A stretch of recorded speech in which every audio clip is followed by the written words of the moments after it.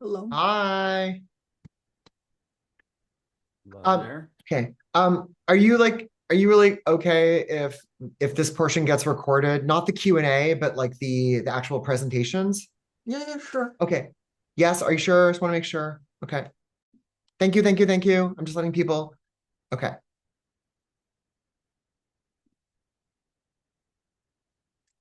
Okay. Thank you all. I think we have like 54 people who have registered. I'm not certain how many people will show up, but oh, John, you have a vacation message, but you're here. Yeah, I am I'm here. I glad. was I'm glad. out in the morning, but I'm back Okay. now. Yeah. Okay. Yeah. So interesting. Hi, Michelle. Um, Hi, Nelson. Hi, John. Second John. Um, so Jacob, it's interesting. After the conference, I was walking home, symposium, and I bumped into a bike, fell over, and broke my fingers. So Oh my God. yeah, it's okay. I don't need surgery. It just I'm in a lot of pain. But I'm just Oh saying, my like God. it was like a conference. It was like a symposium about joy and pleasure, and then I was like walking home because I love to walk home. And then and the cyclist saw me and Ugh. didn't even stop New York City style. Anyway, whatever. Ugh. I'm not complaining. I'm not complaining. I'm It's really sorry to hear no, it's that. okay. I have to put myself in splints and I have to do physiotherapy. It's okay. It's fine. It's just fingers. I'm just saying, and it's never happened before. So this Oh is my all God. very new. Okay, it's all good. It's all good. Okay. I'm gonna make the presenters co-hosts so they have control. And I've invited you all. So I want to thank you for taking your time to present on all the amazing research that you're doing at different CUNY schools. So I'm just very hi Karen. So I want to say thank you so much for taking your time to volunteer. And I'm just gonna make you all um like co-hosts. Okay. And again, we have 54 people that are registered. I suspect it'll be only about a half that will show up. It's fine. Okay, just want to make sure. Can't see. Okay. Okay. Please let me know if you're like not if you're not co-host. I'm making all of the presenters co-host. So I just want to make sure that everyone, okay, good. Um, okay.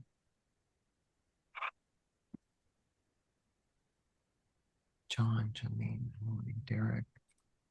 Hi, Derek. Thank you for coming. Okay.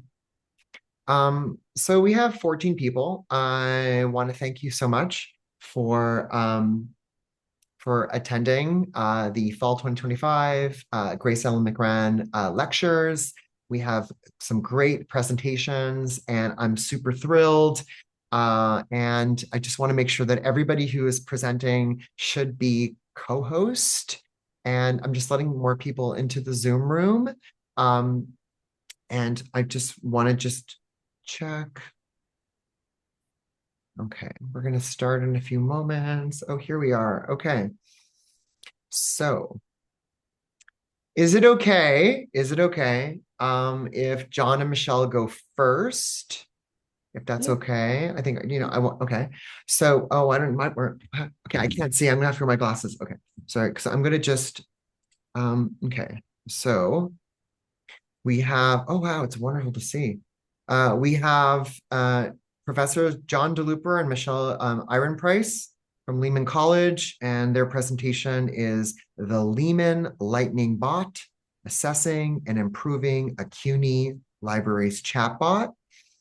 And then we have Professor Derek Stadler from LaGuardia Community College, who's presenting a lifetime hobby, researching the Long Island Railroad. And then we have Professor Nelson Santana, who's here. Yay, thank you for coming. From Bronx Community College, the library as bridge, 2 weeks of EdSnaps, A Pathway to College. And then we have Professors Maria Kiriakova and Karen Okamoto from John Jay College, Criminal Justice. Thank you also for coming this afternoon. We love our library visitors, preliminary findings from our November 2025 triennial library use survey. And finally, Professor Jennifer Tang from Hostos Community College and her presentation, What Barbie Can Teach Us About Income Inequality, Sexism, and Racism. Okay, I'm gonna take off these silly glasses. And if anyone has any questions, typically we have the McCrann lectures in the fall and LACUNY dialogues, which is more theme-based in the spring. This has been postponed several times. So thank you so much for taking the time to attend. Usually this is held towards the end of October, not the beginning of December. So my apologies. Each of you who are presenting should have co-host privileges. So please feel free. John and Michelle, if you'd like to start, I would be thrilled to have you start. Thank you, Mark. I'm just going to put on the sharing, so give me a second.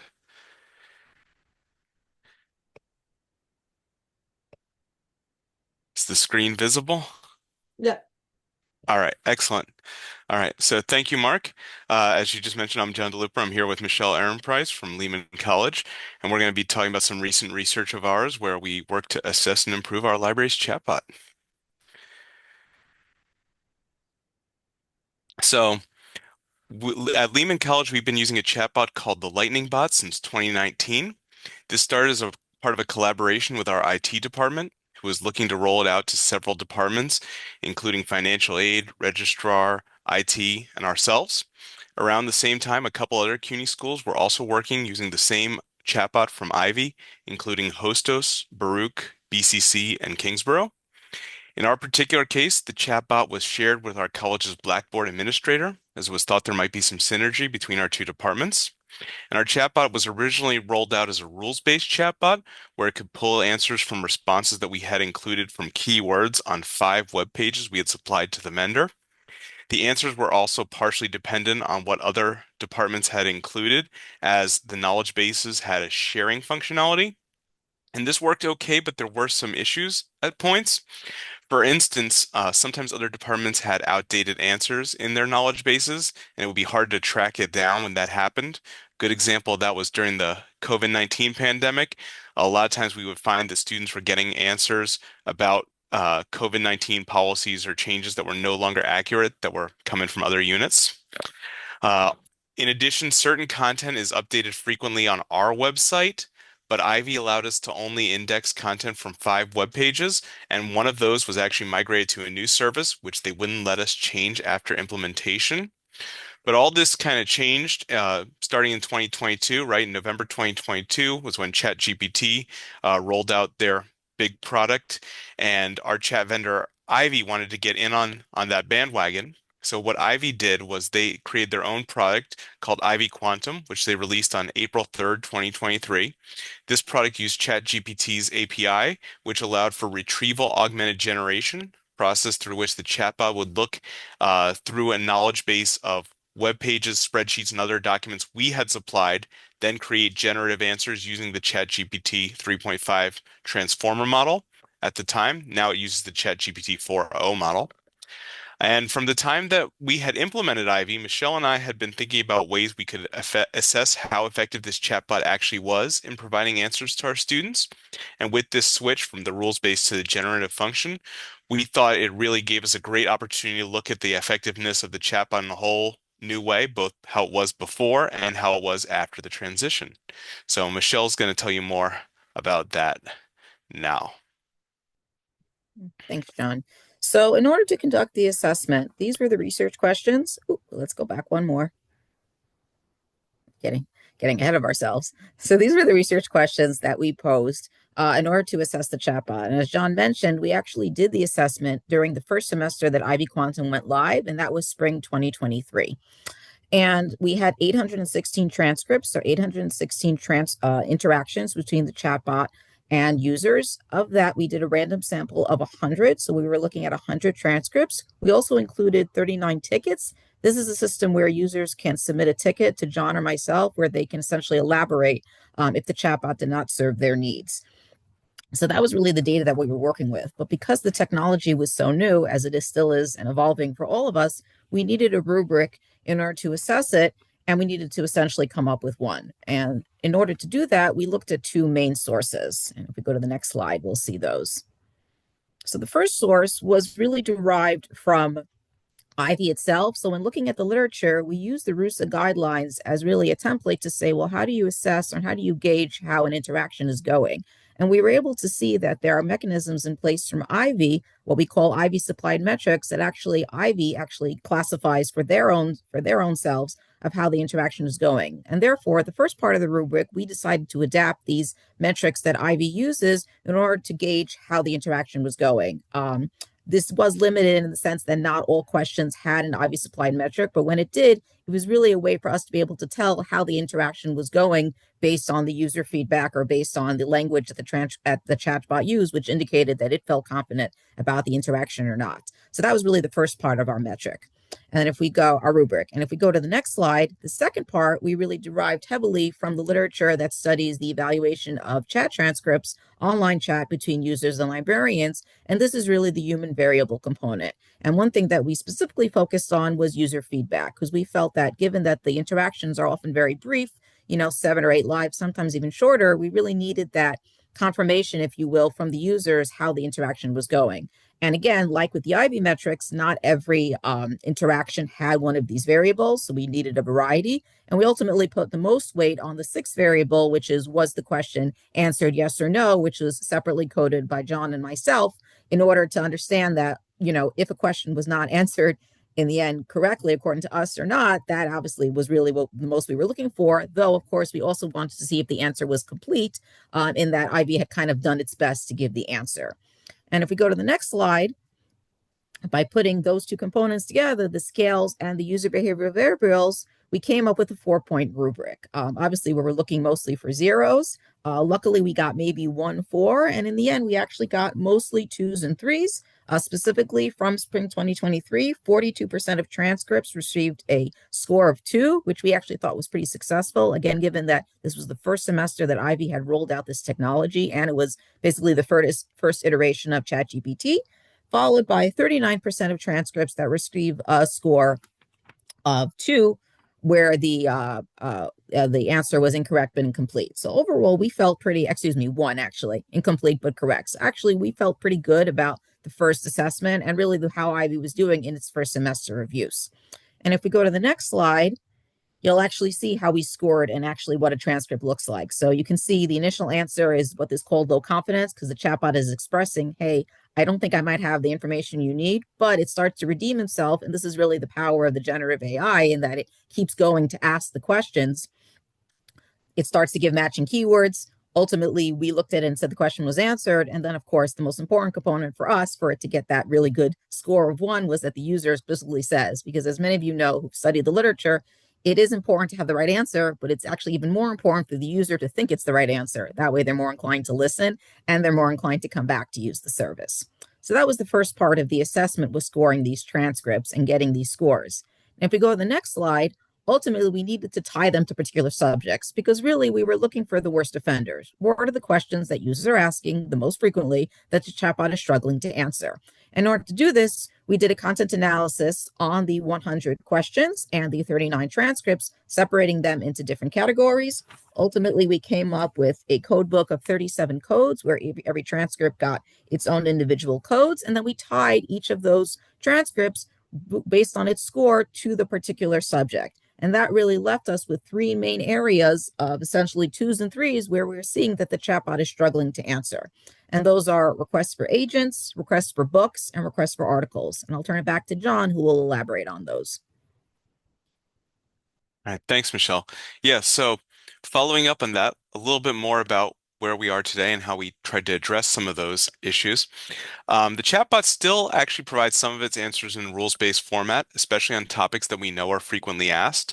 It also continues to supply answers in generative format, and it tells us when it uses both. Both of these approaches have informed how we have gone and updated our chatbot based on this study we did. And first, following up on what Michelle mentioned about people wanting an agent, we saw a lot of requests for people asking for an agent. So the agent is the term that the college uses to indicate a live human being is available on chat. And our department, we would say, would you like to contact a librarian? So what we did was we wanted to try to match the term used by financial aid, registration, IT, etc. And we did this by modifying the language about asking to connect to a chat librarian to say, would you like to connect to a librarian agent? In addition to this, we also staffed the chatbot's built-in live agent functionality, where it was able to refer patrons to us if the chatbot was not able to answer their questions without having to take them out to our SpringShare service. Next, to respond to the number of questions we had about people looking for specific books, when they wanted these, we saw that they were actually usually looking for textbooks, which were pretty much always on reserve. And unfortunately, the chatbot didn't have a way to identify what a reserve item was. So the way we addressed this was we created a list of reserve books, we placed it on our website, and then because it was on our website, the chatbot was able to use it as one of its sources for its retrieval augmented generation. So this allowed it to provide better answers. It would check against it to say, ah, yes, we do have the book by this author or this particular title, etc. And we found it was working pretty good, except for one interesting quirk. When we had first deployed this, we noticed that it was often indicating the wrong URL for the item record. So we had included the item record there because we wanted patrons to be able to check if the item was currently available. But the generative function did not recognize the URLs were actually URLs. It kind of did like a hallucination in the pattern matching and would just give them random URLs so the patrons wouldn't know if it was their book or not. The way we addressed this was we worked with our vendor Ivy, and they suggested that we actually include a structured data CSV with all the URLs and set it up to check against that URL before it also sent the information to the patron. And we found that that actually worked and addressed the problem. So the patrons now, when they ask for a specific textbook, they do get not only, ah, yes, we have the particular book, you can also check to see if it's available and it'll give them the right URL. Finally, we also did look at popular categories like requests for articles, and we modified our chat's introductory dialogue to have radio buttons for several popular categories, including this, as well as other ones like Hours, Ask a Librarian, Find a Textbook. And we also changed it so that when there were low and no confidence inquiries, as requests for articles often were, to direct the patrons to our Ask a Librarian chat service more directly. So they were able to get that more effectively with that revised dialogue. So if you'd like to learn more, you're welcome to contact us. Our information is on this page. We also have a link to our published research in Portal, Libraries in the Academy. Our article, Chatbot Assessment, Best Practices for Artificial Intelligence in the Library, is available online. And I'm not sure if we have time for questions now or at the end or I was what the thinking, plan I is, was but I'll thinking the defer to you, end, Mark. but Okay, so yeah, but sounds I good mean, then. it's so I found your article that way, and that's why I was like, oh, they wrote an article. They have to present in McCrann lectures. Anyway, so thank you so much for presenting. Again, from your article, thank you so much, John and Michelle. Really, really appreciate it. I think we want to like move on so we can do Q&A at the end, if that's okay. And that I can also stop the recording so the Q&A won't be recorded. Okay, thank you so much. Professor Derek Stadler, yeah, we would love to see your presentation, A Lifetime Hobby, Researching the Long Island Railroad. I'm also obsessed with trains. So all right. Can you allow me to share my screen? It says it's disabled. Okay, I'm sorry, I thought I made you co-host. Sorry. I apologize. Okay. Try it now. Yes, now I can do it. Can everybody see the slideshow? Okay. I'm going to also put a link to it in the chat as well, in case anybody wants to look at it afterwards. All right. So a little bit about me. My undergraduate degree was in computer science, and I have my two master's degrees are in library science and in history. And when I got my job at LaGuardia, my biggest fear was scholarship. I thought I would struggle with that, but actually, I think it's one of the things that I did somewhat, well in, because I've always thought of myself as a horrible reader and a horrible writer. I've always been a poor reader. I always will be.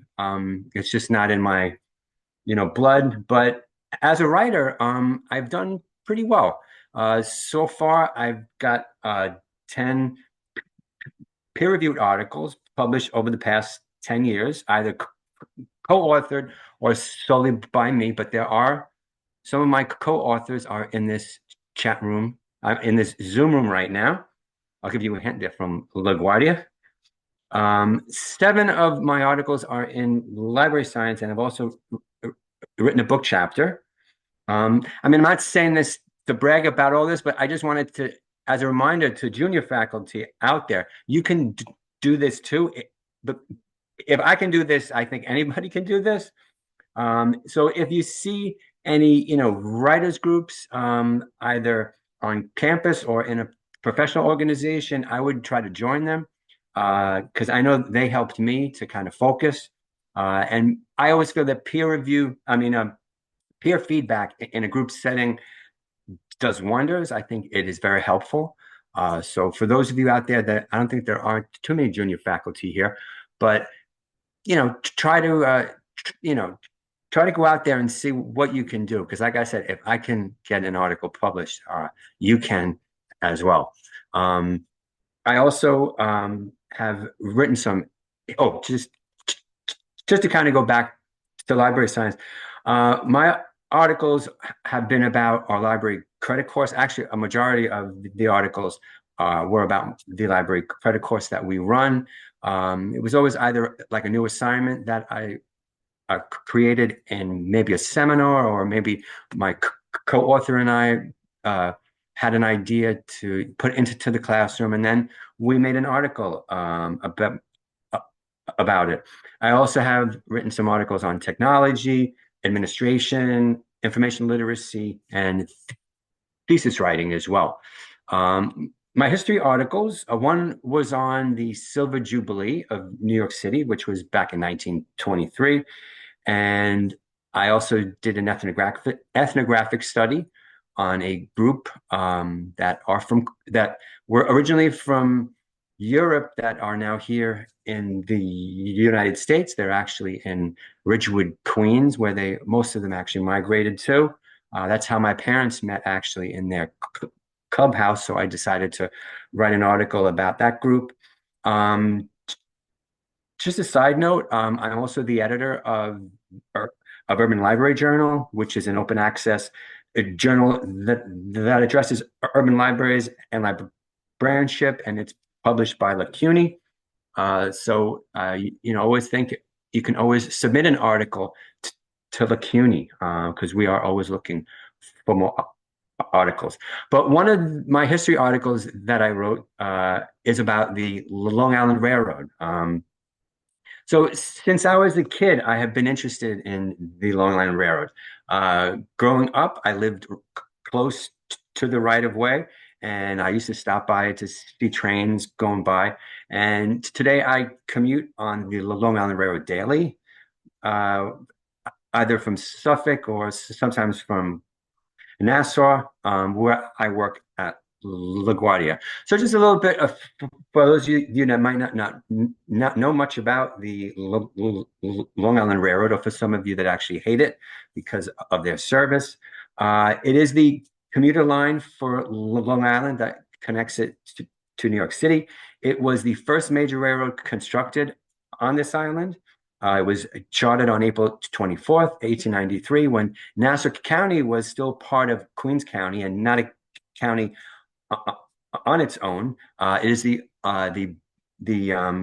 currently the busiest commuter railroad in the United States, and the oldest railroad that is still operating under its original name and charter. When it was conceived, it was intended as a link in an old rail route from Boston, Massachusetts to Charleston, South Carolina. The route that was selected was in an uninhabited area in the center of the island that had a dense forest.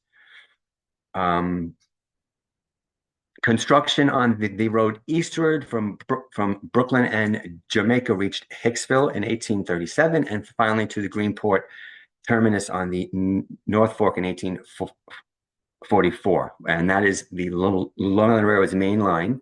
And the first train ran from Brooklyn to the East End on July 27th, 1844. At Greenport, there was a connection at that time with a line of ferries that would take passengers to the old Colony Railroad at Stonington, Connecticut, where there was service provided to Boston by way of Providence. And for several years, this worked, and the Long Island Railroad carried a lot of Boston-bound passengers and mail. However, in 1850, another railroad was completed along the shores of Connecticut, which was once thought impossible. And that railroad began to carry passengers because it would take less time. So the Long Island Railroad went into receivership, and it started to focus more on intra-island travel and also from traveling small towns into New York City.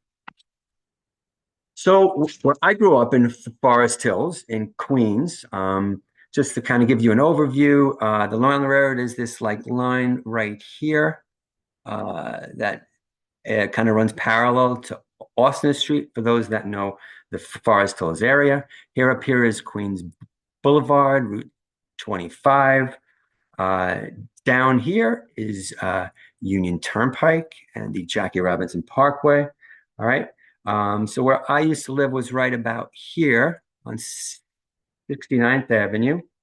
And there's also some things of interest around us is here in Queens is the Forest Hills Tennis Stadium, which some of you probably know, and also the Forest Hills Gardens, which I did not live in the gardens. That's a very exclusive, rich area, but it does have a lot of really nice houses. So I lived in the southern part of Forest Hills, more on the border with Glendale. And here's a close-up shot of where I lived. I was in the fourth house here on 69th Avenue. And the Long Island Railroad's Montauk branch was right, this little line here that kind of runs through Forest Park. There's a Forest View Crescent apartment, Union Turnpike. And this area here where there's a school now, a city school, used to be the old Heinz factory, the ketchup company, and then it became a Modern Maid. And that's where I used to go up to. They used to call it on my block Up Heinz because you used to go up to the factory area, and there you could actually see the trains going by. And this always fascinated me as a kid. And there was also an abandoned railroad line that is these line of trees here that's was part of the Rockaway Beach Railroad, Rockaway Beach branch of the Long Island Railroad. And for those of you who have been hearing about this, they're trying to make that into something of a high line in Queens because it isn't an abandoned route that hasn't been used since 1962. I still feel it should be used by trains because I think it would actually improve travel in that area. But here's the first picture that I ever took of a train. That's up Heinz, but right over near the factory. And there's the Forest View Crescent in the background. And this is the oldest picture that I have that I took back in 1982 when I got my new 110 camera. I don't know if any of you know what a 110 camera is, but that was the old film number that used to be in the camera. And here is a more recent picture in Hicksville of me, taking pictures of trains. And here is an even more recent picture in Mattituck where I have my home and where I continue to take pictures of the Long Island Railroad. But since my early 20s, I've also done a lot of research on the Long Island Railroad. And right now I'm in kind of a lifelong project to make detailed maps of the Long Island Railroad system, which are called physical characteristics. And the reason why I got this idea was Stony Brook University Library has a collection of somebody's detailed maps that were made in 1958. And so what I'm trying to do, if I live long enough, is create a set of maps that represent how the railroad looked in 1978, and then another set from 1998, another set from 2018. And if I am able to, I'd like to get one of 2038. So there'll be all these different sets of maps that not only detail the way the railroad looked, but also gives a history in written text as well. So here is like a work in progress of one of them. Here is a completed one of it, and like how I detail all of the streets. And here is a map book that I use. All right, and just to give you a sense of what a completed map looks like.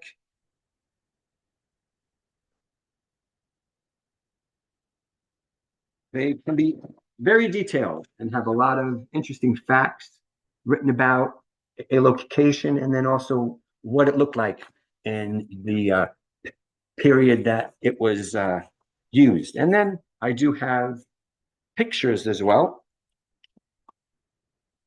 of the particular right-of-ways and the stations and whatnot. Like I said, this is a lifelong project that I've been doing. So all this research, is leading to scholarship. I published an article called "The Modernization of the Long Island Railroad: A Look at 20th Century Improvements Following New York State Procurement" back in 1965. This was published in 2016 in Long Island History Journal. The article argues that state proprietorship was essential for the modernization of the Long Island Railroad from the mid-1960s until the present time. So some of the old ways I used to do research was using newspapers. I used to go to look at microfilm, microfiche. I used to look into books and film clips. But presently, I'm actually working on a manuscript that looks at the history of a particular abandoned railroad in Nassau County and the communities in which it served, which actually one of the communities it used to serve I'm actually in right now, which is Levittown. So it looks at something that used to be where Levittown is now, which was called the Hempstead Plains, which was a vast treeless area here in Nassau County. That the railroad that passed through here is now just a line of power of telegraph wire towers, which I'm trying to argue in my paper that it would actually prove beneficial if some of these old right-of-ways were turned back into railroads again. But now the new methods of research that I do is I'm actually a volunteer at the Railroad Museum of Long Island, which is in Riverhead. And there I have access. I'm actually called the librarian there at the museum. But there I have access to their collection, and they have a vast collection of Long Island Railroad books. They have ephemera of timetables, general orders, general notices, and they have so much material there that it does help my research in this, because I can get very detailed into when things changed, how they changed over time, and really give a historical record of this in my my work in these detailed maps. And here is one of the drawers that I organized, which has a lot of files and all different kinds of fun stuff if you're into railroading, but specifically if you're into the Long Island Railroad. All right. So as I said, this is my new manuscript that I just submitted. It's called "The Abandoned Railroad Through the Hempstead Plains." I submitted it to the Nassau County Historical Society Journal, and hopefully at some point in 2026 it will get published. Thank you very much. Thank you so much, Derek. I think I'm going to probably email you after because I'm obsessed with trains and subways and as well. So I'll send you a bunch of emails. Okay, great. This is wonderful. I really learned a lot. And I just thought I loved like the diversity of the different kinds of presentations. So our next presentation is by Professor Nelson Santella from Bronx Community College. The library, sorry, the library as bridge, 2 weeks of EdSnaps, a pathway to college. Nelson, Hey, hello. Thank you, please feel Mark. free to share away. Okay, we'll do. We'll do. Good afternoon, everyone. Hoping everyone is well. Thank you for accepting my proposal for being here. Yeah, just honored. So I am going to talk about a bit about the EdSnaps program, but before going there, something that I've actually how can I put it? Oh, excuse me. Let me actually share my presentation. Let me do that first. Share my slides. Ta, ta, ta. Think this is it. Yes. And I take it that people can see this, correct? Okay. All right. Wonderful. So yes, something that there's times when I give presentations and then during the Q&A segment of it, people are, oh, why didn't you say this your presentation? So similar to some of my colleagues, I'll actually talk about some of my personal experience because it's connected to today's presentation. Loving the glasses, Mark, just saying. So, oh. Is it moving? Okay, now it moved. Yes. So in high school, I competed in poetry and playwriting competitions. I received second place in the New York City High School playwriting contest for the play Raven's Tragic Flaw, and honorable mention at the New York City High School Poetry Festival for my poem, Nature. And there's I mean, it's not the actual clip from the Daily News. I don't know where I have it in my house, but I went through Lexus, and I actually found this here. So when invited to see my play perform, someone asked me to define the word encroached, which I used in my script. In that moment, I knew that because of the color of my skin and the way that I looked, that my creativity and the way that I spoke was being questioned, right? So very early on, I had these experiences. I had teachers who nourished my creativity, like Miss Bauman and Miss Linda Shear. By the way, Mark, I need to connect with you because I found that Miss Linda Shear at some point taught at the College of Staten Island. I don't know if you ever met her or anything, but another teacher took a poem that I wrote, shared it with the principal, and interpreted it as a suicide note, which it was not. And so I actually stopped sharing my creative writing with the world because of those negative experiences. They were positive and they were negatives, right? So imagine what this could do to a high school student, right? Young people deserve spaces where their creativity and potential are affirmed and not doubted. Um, why this matters to me. As a New York City public school student, I visited several colleges. Those campus visits demystified higher education for me. As a high school student, I had the opportunity to be part of the College Now program, and I actually, because I lived in Brooklyn, and my high school was the High School of Telecommunication Arts and Technology. We actually went to Kingsborough Community College, and it was a positive experience. I felt like I belonged, right? Those experiences played a role in me feeling welcome in college. So I know firsthand the power of having young people, having young students on the college campus and how that can be transformative, right? And so my goal is to ensure that this group of students from EdSnaps saw themselves as college students, right? Why the library as a hub?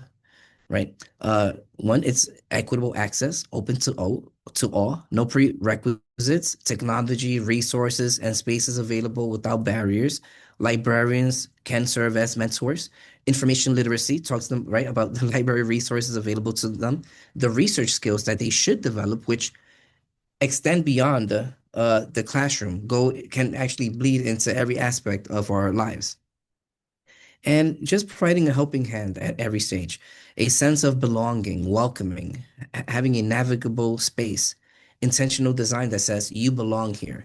The library is a natural bridge between community and campus, and I've always had and shared this vision. Now, what is EdSnaps? It is a transformative STEAM, science, technology, engineering, arts. The A stands for arts and mathematics. Enrichment program for girls and young women ages 10 to 17, hosted in partnership with the New Settlement in the Bronx. Program components include hands-on STEAM experiments, creative arts integration, career readiness workshop, field trips to different places. And let me just play this video. Welcome to the SNAP Summer Can people hear the video just out of curiosity? Okay, thank you. Program 2025 vlog. So I'm making my way to the room that we're gonna have the whole summer program in. And as you can see, I saw a cute cow. It's made of a cake. As we got into the room, we had to start setting up the tables for the students, and they each get their own little baggie with supplies for all the assignments we're going to be doing throughout the summer program. And that's the full setup with their little baggie, with supplies and books. The first activity of the day was a math activity where we had to find out the rarest and least rarest M&M color. And everybody found out that the rarest M&M color in the little tiny bags was yellow and brown. And this is mine, as you can see, yellow was the rarest, and this was a fun and yummy activity. This is the students working on their M&M's assignment. And then after that, we had a workshop in fashion, which was really fun. You had to use these different patterns and create an outfit. And this is one of my students making her outfit, like her theme was butterflies, and it came out so cute.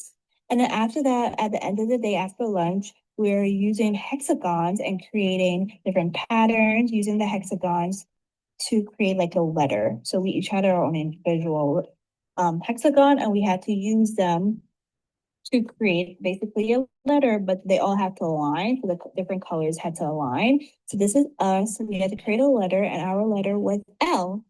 So after we was done with our smaller one, we were supposed to do a bigger one where we have all 5 teams use their hexagons to create one big shape. That one was a little bit more difficult because we all had different colors and patterns. So we didn't end up figuring it out. So we're going to try again tomorrow. And that was pretty much the end of the day. Thanks for listening. Welcome. So how did this all come together? There is a very wealthy foundation that they don't regularly donate books to us, the BCC, new books, old books, etc. And one of the main contact there who makes this possible reached out to me. Nelson, we need I also work here at EdSnaps, and we have a summer program. However, we do not have a space. The space we normally use is being used for it's under construction or something. And so anyway, she reached out to me, and then I said, you know what? I am going to see what I can do. Here in the library, we have 2 classrooms. I'm sure that we can use one of the classrooms. However, unfortunately, there were obstacles. I was told that I could not use either one of the 2 library classrooms, and that was okay. But I said, can I speak to the provost? Are you okay with that? So I asked the appropriate person. They said, yeah, sure. So I spoke with the provost, and after meeting with the provost's right-hand person, it was approved. I explained the program. It was approved one day late, I think the same day, but I got the official email the day after. And we were able to reserve one of the nicest classrooms, in within the not in a library classroom, but within the North Horn Library building. So one of the more modern ones, which has all the appropriate technology. And so the next step was, so after the provost's approval, it was the delivery of the 2-week summer program, which we did. And so it is important to maintain relationship with different people, be nice, be kind, and sort of form those alliances. And in fact, this particular program, we had an incoming president. It actually aligns with President Johnson's vision of sort of BCC, his vision of BCC as a catalyst for student success, for example. So part of my vision for this was to capture these young students who could, in the future, perhaps become CUNY students, right? So that's the idea. And that's how that came together. Now, what the library provide? The library provide again space, technology, projector, projection screen, smart board. And what you saw there in that video, they were using that particular classroom. They were using the space. That space was for them. They actually brought items and kept them there. And it was just a positive experience. I led a session on the importance of the library in academic and excuse me, the role of the library in terms of in the success of students, for example, and did a lesson on how to the resources available to them as college students if they were to come to Bronx Community College. So we have study rooms, they can borrow laptops, calculators, etc. I also provided them with a guided tour of the library itself, and the campus and also the Hall of Fame for Great Americans, which is the first Hall of Fame in the United States, which is here at Bronx Community College. And these are two other videos that I will share. These are much shorter. But rather than me just telling you what they did, part of this immersive program is for instance, they're on a college campus, but then there are certain days where they also go on a field trip. And over here, I'm going to play a video of just a very short video of their experience visiting American Airlines here in New York City.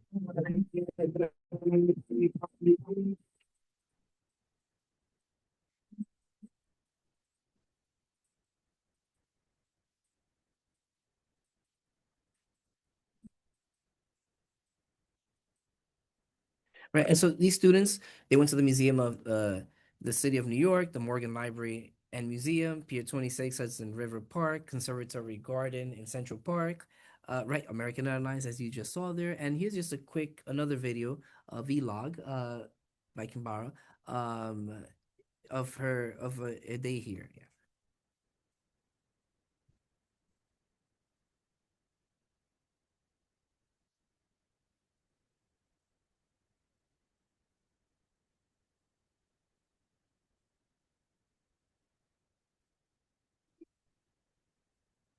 Oh, excuse me. Lessons learned. Pardon me. Uh, what to start and what to sustain. I mean, involve more library staff in the programming and mentorship opportunities. I mean, I think that this experience, even though there were obstacles, it's just a matter of pushing through, right? A no can lead to a yes and other stakeholders as well. And this program has actually led for other opportunities for me within the campus, for example. So I would say involve. There were staff members who did help me. We have a CUNY office assistants who actually helped with transport some of the books and some of the material, for example. Um, we would like for the next time, if possible, add a campus scavenger hunt, right? And create a participant feedback survey. Again, these were children, were girls. So you always have to be careful how you do certain things. And of course, the program is managed by EdSnaps. They have their own person. What to sustain the experience? Well, certainly be in good graces with and communicate regularly with the provost, the college administration, etc. Um, ensure the dedicated classroom setup with full technology, etc. And definitely have information literacy sessions. Continue to um, integrate and the library into this experience, into this program, and make sure that these students are not just uh, aware or on campus available what college life, campus life can be, but also the library and how the library can be a partner and is there for them. And so this is just some an implementation checklist for anyone who perhaps could be interested in doing something similar. I know that also community college also partners with EdSnaps, for example. And they're always looking to partner with different people, and they have different programs. Not this program specific for girls, but they have programs for all genders. I believe a male specific program as well for boys. And one, identify community partners. That's important. Two, secure administrative buy-in, right? Coordinate logistics. It involved logistics, speaking with people, communicating, and also the tone in speaking with people. If somehow someone forgets to contact you or respond, you can just send a follow-up email. Plan library-led sessions, create a welcoming experience. I think first and foremost, it needs to be a welcoming experience. The students need to know that The people there do want them there. And I think that we as a library, we made sure that that happened, and document and share the impact and the experience. I mean, and I think that there are quite a few lessons here. And positive experience can motivate young students to see college as attainable and your institution as a place in which they belong, right? The library can be that bridge. Thank you very much. Thank you so much, Nelson. That was excellent. It's felt very outreachy, very outreachy. So I have a lot of questions for you after, because I think it's something that I can imagine doing as well. So we're going to save questions to the end, but again, that's why we take notes. We're going to have our next presentation with Professors Maria Kiriakova and Karen Okamoto from John Jay College. And their presentation is "We Love Our Library Visitors" with that heart emoji. Preliminary findings from our November 2025 triennial in-library use survey. Thank you, Mark. Thank you, LACUNY, for having us. I'm just going to share a link to our survey instrument, Maria, in the chat, so you can take a look at that.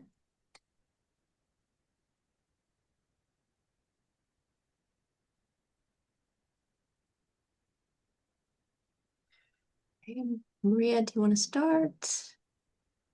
Yeah, sure. So I'm Maria Kiriakova and Karen, my partner, Karen Okamoto. We are reference librarians at John Jay College of Criminal Justice. And we got involved in conducting in-library use survey, I think for the last, 9 years, Karen? Yeah. So. It was started by someone else in 2010. And we have conducted it since 2013. So. Okay, so what we're covering today, so what is the in-library use survey? Again, we put a link in the chat to the this year's survey instrument if you'd like to take a look at the format and the questions we asked. Then we'll cover why and how we administer the survey, what we have used it for, how we administer it. Oh, sorry, that was a typo. And some preliminary findings. So what is in library use survey? It is a way to see what the students are using the library for, and we specifically look for the people who are inside the library. It's not the website use, not use of reference services. And I think my understanding why it started was by that time, the college expanded and we got a new building, and there was a talking about master plan and new library. And so it's 15, 16 years later, we had like 3 discussions about new library, and we are not getting a new library. Anyway, so it started as a single 1-page questionnaire, 8.5 by 11 size. And as the time changed and we wanted to repeat the same questions, but in the same time, add questions which were mentioned as comments, we understood people wanted more services, for example, group study room. So we added question about group study room. And as the time progressed, we added a question about if people chatted with a librarian while being in the library. So the size of the survey grew, and then it was a legal size, but it's still one side, because we understand people never would turn the survey on the other side. And this year we added, I think, one more question, and we used booklet size. So legal size paper became a small booklet, so people understood that they have to fill out a questionnaire looking through all the pages. It's a simple fill-in bubbles, and we'll talk about it later, but this is, the instrument is updated as we understand how users requests change. Yes. Okay, so as Maria mentioned, we've made some changes over the years. So here are some examples of changes we made. So in 2013, we asked questions about group work tools for facilitating group work, such as display screens, whiteboards, and so forth. And then in 2016, we asked questions about scanners and printers. There used to be long lines for the scanners, for example, in the reserve room. So we had a question about that. Then we added subcategories for undergrads, like we wanted to know, is this respondent first year, sophomore, etc. And then, as Maria mentioned about this renovation question, possibility of renovating the library in 2016, we asked that question, like, what would you like to see in a renovated library? And then in 2019, we asked students, how long are you in the library? The sort of time of day they usually visit. Would they like silent zones? Do they need research assistance still? And digital peripheral question about, do you need chargers? You want to check out headphones and so forth. Then sort of post-pandemic in 2022, we asked students questions about rest and relaxation in the library. Is that what they do in the library? Do they take Zoom classes in the library? Do they charge their devices? How often they are on campus? The need for tech assistance if they need tech assistance. And then, as Maria mentioned, in 2025, so this year, we switched to the brochure format, and Maria mentioned chat use. We want to know if students are using chat to chat with the librarian while they're in the library. And we changed the question from why did you visit the library to what do you do in the library? So we wanted to get a sense of the range of activities that students engage in when they visit the library. So those are just some of the highlights of changes we over the years.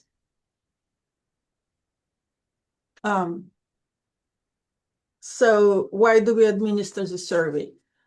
I think the major thing is to collect data and get some information in 3 areas of interest. So it's demographics of the people we have in the library, and we have questions about LACUNY student, undergraduate student, visitor, faculty, etc. So demographics, time, so we can understand when the library is mostly used. And believe it or not, we changed staffing of the circulation desk, and we expanded library hours, opening time based on the results of the survey we got in the early 2010s. Then the other area of interest is the services, meaning reference, group study rooms, reserve room, etc. And then as the time passed, we got more interested in how people use our space and place. And based on this, we made some rearrangement by our own force in the library. So we dedicated some areas to be silent study areas. There were 2 study groups introduced on the 2nd floor of the library. We only have 2 levels. And then one of the questions we ask here gauge interest in current trends in technology and space usage.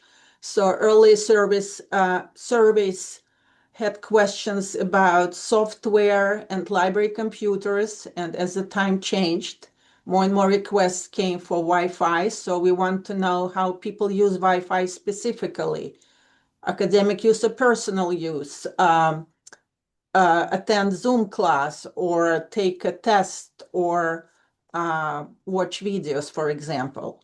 The same for space. Now, after COVID, more and more people use our space to relax and meet with people. But we want to preserve the image and the sense of the library as an academic department. We don't want to become, it's like a hangout place, although we love our students, but we also want to help them to succeed in their academic careers. And we want to resist administrative pressures for turning us into a study hall or, I don't know, cafeteria, and tell them that about the importance of reference services and individual study space, quiet spaces students are looking in the library for. Yes, Karen, we can. Yeah, how we administer the survey. So it's in library use. There is no QR codes, no electronics involved. Every 3 years, mid-November, we print out the surveys and we distribute them through the whole library.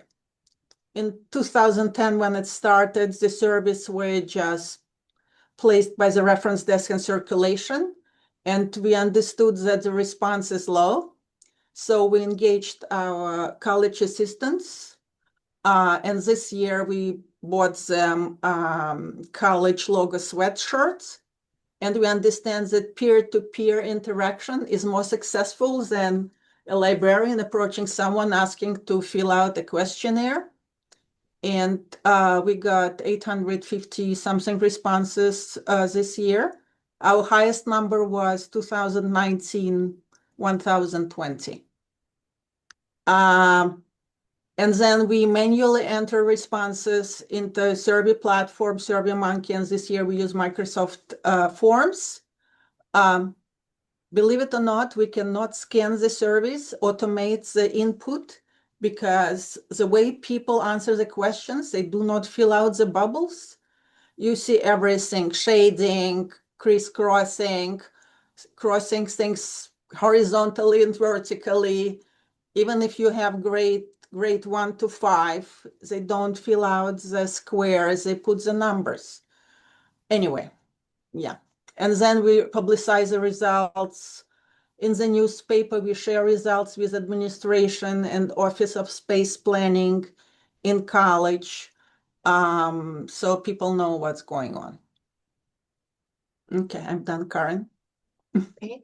So as Maria mentioned, so we share the results. And so what did we ultimately use it for? Advocacy. So we've applied for tech fee funding, and those are for students to purchase electrical outlets, because the feedback has been that we need more electrical outlets, we need more charging stations, desk lights, and so forth.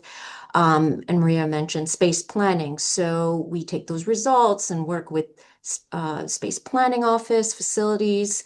Maria had worked on the reserve lab expansion, so expanding our computer lab, creating study rooms, as mentioned earlier, and configuring space to create silent study zones, because students have said that they want a quiet place to study. More recently this year, we've created Zoom rooms, so individual study rooms. And you'll see some photos of these improvements we've made. So there's a photo of the individual study room. It's here. We have 4 more. The silent study area that Maria worked hard to create by weeding print periodicals.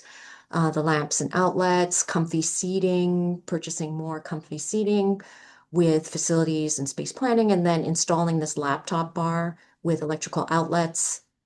So so it's helped us with advocacy, with library space redesign. So locating quiet versus more social areas that we could create in the library. And in the past, installing more computer software based on feedback. So, students want Word or other software, we've installed that on the computers in the public spaces. So some preliminary findings from this year. So we'd had over 800 respondents, as Maria mentioned earlier. We've only been able to input and analyze, several hundred so far. So we haven't looked at all of the responses yet. But what we do know is that many of the respondents visit the library 2 to 3 times per week. And most respondents spend more than an hour in the library per visit. And many of them visit in the afternoon. And most of our respondents were undergraduate students. So, Maria? Yeah. So this is one section of the survey, one of the first. What did you do in the library today? And we changed it from why did you visit the library today? So we want to go from philosophical things to more practical. And we highlighted some things in yellow. You can see people use Wi-Fi for academic purposes, studied or worked individually, charged their devices, relaxed and rested, and had to print. And libraries, I think, only we have two places on campus where you can print in color. Library is one of them. So we have requests to print in color. But if you look at the very first line, received in-person help with research at the reference desk, in comparison to used Wi-Fi or anything, it has declined even with 2019. And it will help us, I think, look at what we are doing at the reference desk or how we inform our help our students. And then if you look at the bottom, there is a very last option, other. And this year, usually it were students who would enter data, but this year, because we wanted to speed up the process, so Karen, Kathleen, another reference librarian, myself, were entering the data. And under other, I noticed people put read my own book. Yeah, okay, we can go further. Next slide, Karen. Yeah. Yeah, so the other question we asked was, how important are the following library services for you? And this was on a scale of 5 for very important. So you can see the orangey kind of brownish bars here. So that's 5, that's very important. And then the bluish kind of blue is not important. So we're just highlighting in yellow here what's important to our respondents. Number 1, places to work individually, silent study zones to do focused work, electrical outlets, scanners and printers. So this has been pretty consistent with previous responses to previous surveys. So place to work individually. And as you can see here, we highlight here that places to work in groups and tools to facilitate group work are not as important as silent individual study spaces. And we asked students, consider the following statements with respect to the library. A lot of these kind of are concerned with library spaces.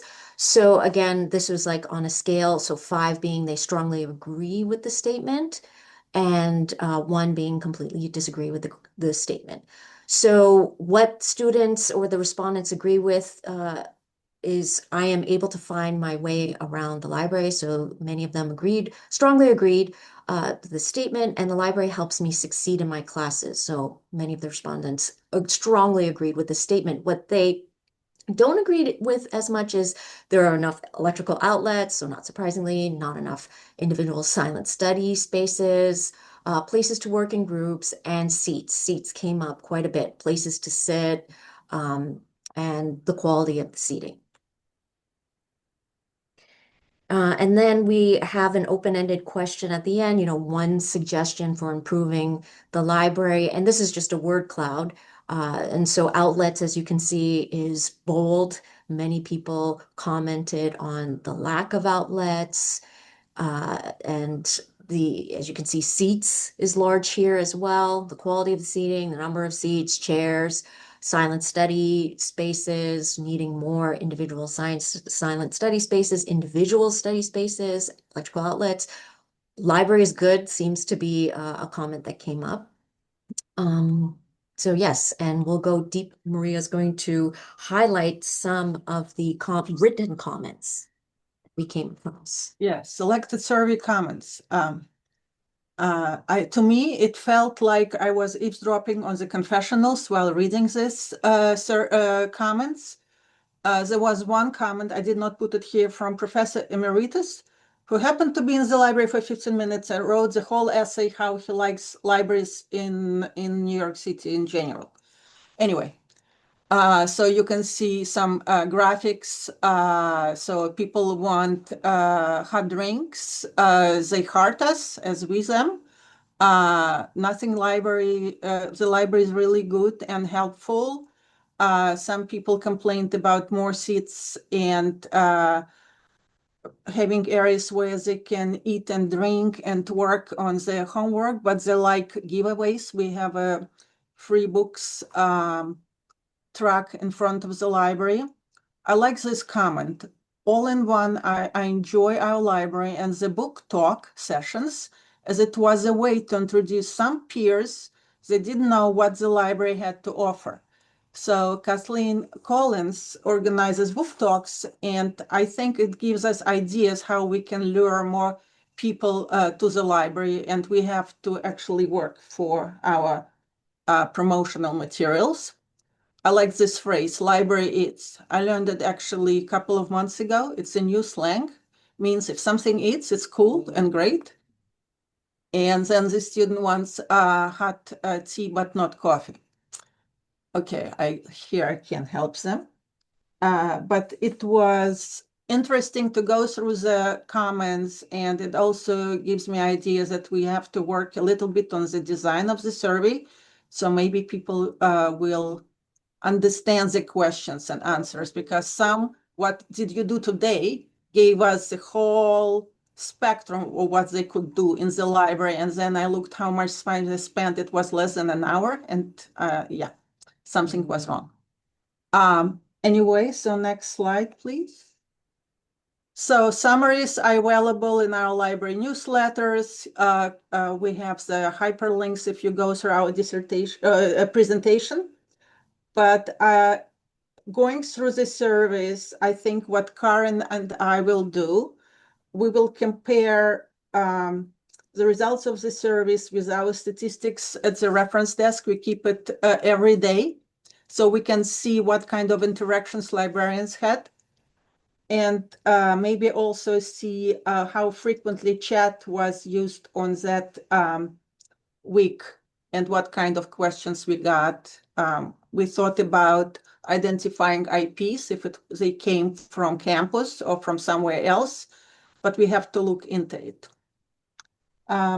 Yeah, and if you want to get questions from our survey and use it in your library, please feel free to do so. Thank you. Yeah, so thank you so much, and special thanks to our circulation staff and department who helped us with the distribution of the surveys and with input. Michelle Arthurton, Lena Ilyasova, Rania Yusfi, Kathleen Collins, and Marta Bladdock has helped us in previous surveys as well. And you can get in touch with us. Thank you. Thank you so much, Maria and Karen. This is wonderful. I love looking at different kinds of assessments, so this is an interest of mine. So I'm sure I'll probably be emailing you with lots of questions too. We have our last presentation, and then we're going to save Q&A to the end. Our last presentation is by Professor Jennifer Tang from Hostos Community College, and her presentation is What Barbie Can Teach Us About Income Inequality, Sexism, and Racism. Okay, hi everybody. This is Jennifer Tang from Hostos Community College Library in the Bronx. So today I'm going to just talk about the research I've been doing on Barbie. As some of you know, I am a Barbie scholar in the sense. I've published 3 articles on Barbie, and I've had several workshops at Hostos during Women's History Month about the value of teaching Barbie history, to students, because through Barbie, I've managed to increase student engagement and also bring up many different issues, covering many issues about income inequality, racism, sexism, body image, a great deal of complex issues that students have used to write about for their assignments in various disciplines. So I'm just going to share my screen right now. Let's see. Okay, and see if we get this right. Okay, so I hope everyone can see the screen. Barbie Can Teach Anything. What Barbies of Color Can Teach Us About America's History of Discrimination. So I'm just showing this. This is a PowerPoint that for a presentation that I've given a number of times with some variations at Hostos for Women's History Month. And we talk about Barbie. I mean, everyone knows about Barbie. The movie came out. Barbie is hugely famous and successful. Everyone, in their lifetime has had a Barbie, if or seen a Barbie. and what's fascinating as I delved into her history, is how her creation connects with white supremacy. It also and her evolution from her original prototype, and into diversity advocates, because Barbie became multiracial later, or diverse, I should say. Kind of reflects how America sees people of color. So that's what I emphasize in my presentation, because the history of Barbie is really the history of America in its treatment of people of color, of women. So much. Barbie's a symbol. She reflects so many things, and so that's why and Barbie started out as a hobby for me. I grew up. I'm Chinese American. I grew up with Barbie. And when I was little, there were no Asian Barbies whatsoever. All the Barbies were white. And so as a child, I loved the doll, but I also felt frustrated that Barbie did not look anything like me. And so that was the seed that planted my interest in Barbie, that turned into a really intense passion, that I've used to write articles about and create programs about. So a lot of literature has focused on Barbie and her body image, about her measurements being not realistic and damaging and causing eating disorders. And a lot of writing has focused on Barbie from a white feminist perspective. But my focus is more about not only is her body image problematic, to women in general, but her representation, in different races, is also very problematic. When we look at the history of Barbie, Barbie was actually copied from Built Lily, which was a German doll who embodied Nazi Germany's Aryan ideal of beauty. And Ruth Handler, who created Barbie, basically copied that design. She was in Germany. Her daughter loved playing with paper dolls, and she was looking for something that would be a three-dimensional, representation of a woman. And she found Built Lily. She thought it was wonderful, and she decided to make her own version of it and call the doll Barbie after her daughter, Barbara. And so you could see the similarities between Built Lily and Barbie. You see how the eyes are similar. But the fact remains that, Barbie was inspired by, a German ideal of beauty. And so this was brought over. So anyway, this is about Built Lily. It was actually a comic strip. Built Lily was a very sexy comic character, kind of like Marilyn Monroe in Gentlemen Prefer Blondes. She was very clever at using men's sexual interest in her, to get them to give her money or buy her gifts or things like that. And so the doll was originally meant for men. It was a gag gift. Built Lily was hung from inside men's cars. Like at a stag party, they would have a Built Lily. So it's quite interesting that Ruth Handler took this doll that was meant for men, renamed it Barbie, and it became, the fabulously successful doll that we know now. The thing about dolls that I also like to emphasize, my experience of feeling alienated from the blonde Barbie, because I was not, I was not white. Reflects, studies like Kenneth and Mamie Clark's studies about the impact of Black and white dolls on the psyche of Black children, which played a pivotal role in overturning segregation in the famous Brown versus Board of Education case, where Black children, were asked to look at a black doll and a white doll, and they were asked, well, which one would you rather play with? And the Black children chose the white doll. And then when they were asked, well, which doll looks like you? They started to cry. So this really, the study really had an impactful effect on, destroying segregation. And so the thing with Barbie is that, taking a cue from that, I use Barbie in the same way to educate students about,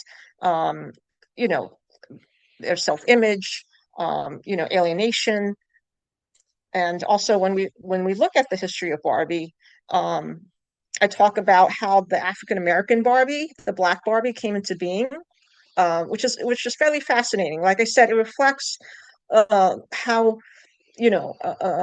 white mainstream American society has seen people of color, and this is reflected in Barbie, in Barbie's history.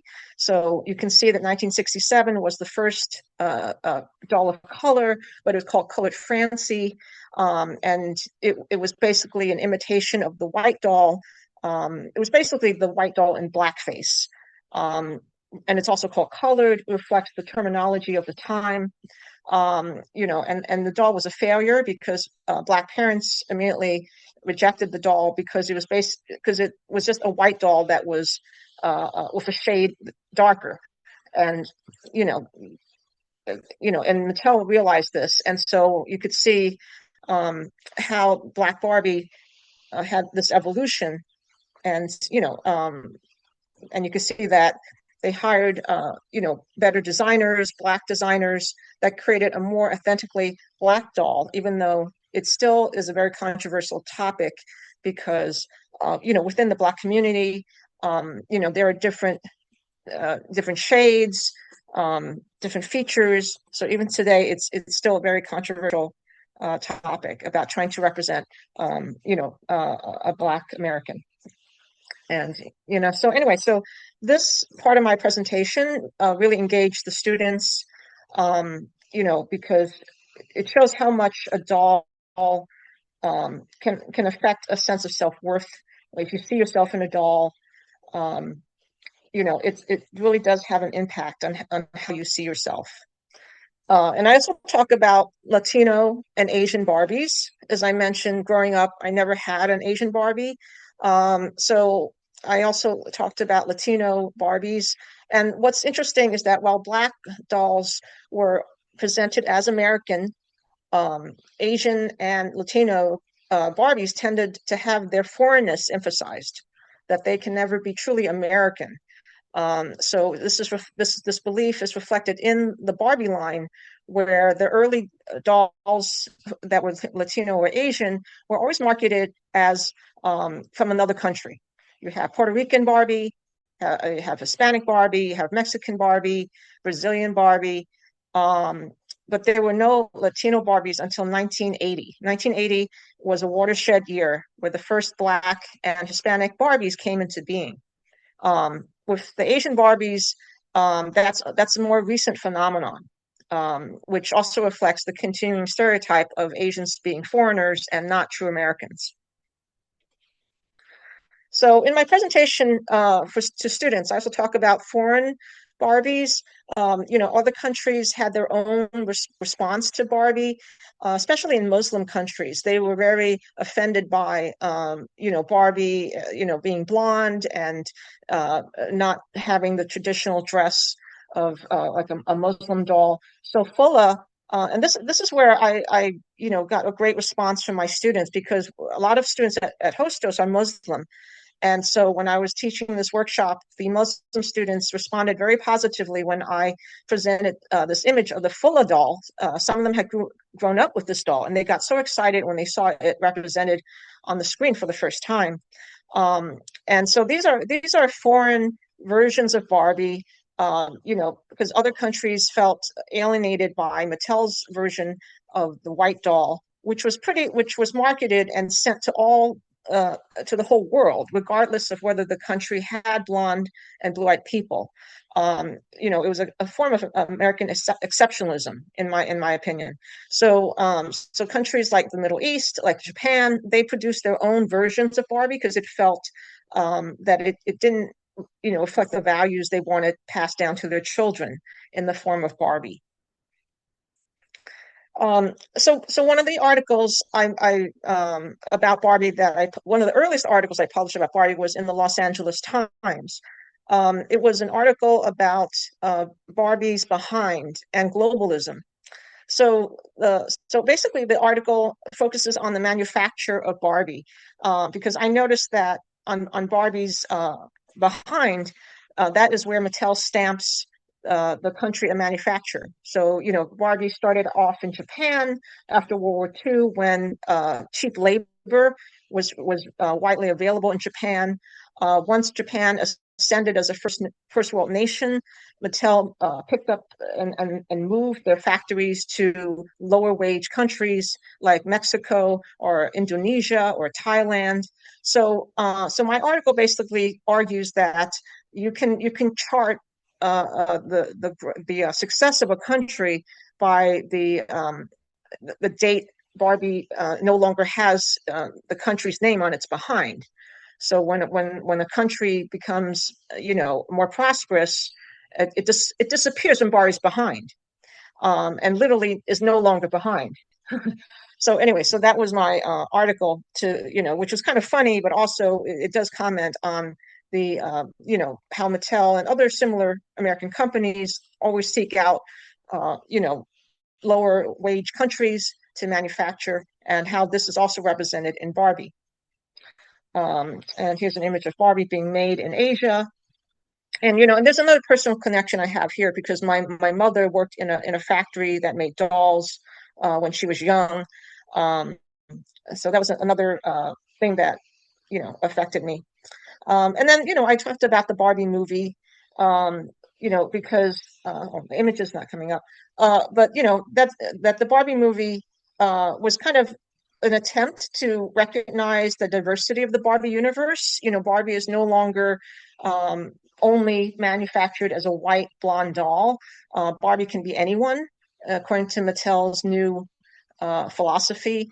But in the Barbie movie, I felt this philosophy was had a lot of shortcomings, because you had an ensemble cast of people of color, but the white A-list actors, Ryan Gosling and Margot Robbie, they took the majority of the film. They were the focus of the film. So I found that very problematic, and I also wrote about this for my latest Barbie article, which was in Barbie in the Media, which was just published recently. So anyway, so just to reiterate, so so this was a very successful workshop. It was like an hour presentation for Women's History Month that I've done several times. But a lot of faculty love this presentation, because I was able to engage students with a toy, but use it to explore deeper and more complex issues as racism, sexism, diversity, also economic inequality, low wage labor. So basically this is my hobby and my research interest, that Barbie is a fascinating topic, because she represents so much to so many people. To white feminists, it's about her body image. To people of color, it's about aspiration, but also about the frustrations of representation. It's also about capitalism and economics of production. And she is an ambassador for American values. And I'm just gonna, sorry, I'll just stop sharing for a minute. I'm in the chat. I'm just going to put some links to my Barbie articles. If anyone's interested in reading more of that about this. Please, yeah, please do. Please do. Okay, so let me just, oops, sorry. Let me just find the chat. It Okay, looks sorry like about that. two bubbles at the bottom. Do you see Oh, okay. Let me see if I can do that. Okay. Sorry. Oh, okay. Let me just do that. So yeah, there's a link to the latest book that I've published on not book, article on Barbie, called Barbie in the Media, and also my Los Angeles Times article. So okay. So thank you for inviting me. Oh, of course. Having me Thank share you, that. Jennifer. I love how you kind of analyze Barbie from the lens of like capitalism and sexism and racism. I think it's wonderful. I love like just the different collections of different CUNY librarians are sharing. So I'm going to turn off the recording so people feel more comfortable. And this is a time for Q&A. So we're still going to be here. I'm just turning off the actual record.